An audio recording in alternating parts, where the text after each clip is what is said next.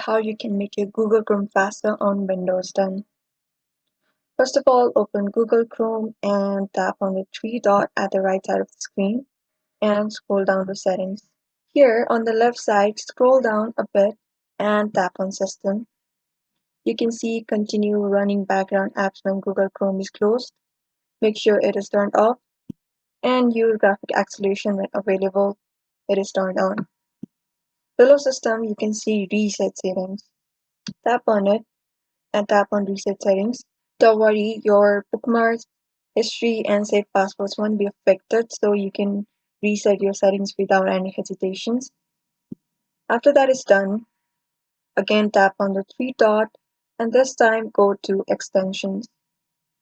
Manage Extensions.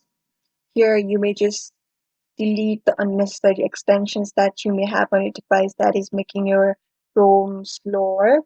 After that is done, Windows plus R and type ncpa.cpl and OK. Then you'll get to a window of network connections. Tap on Wi-Fi. Here go to Properties. And on the fourth Internet Protocol version 4, double tap on it. Here you can see IP address DNS server. You need to make it DNS server fast for the Chrome to run faster.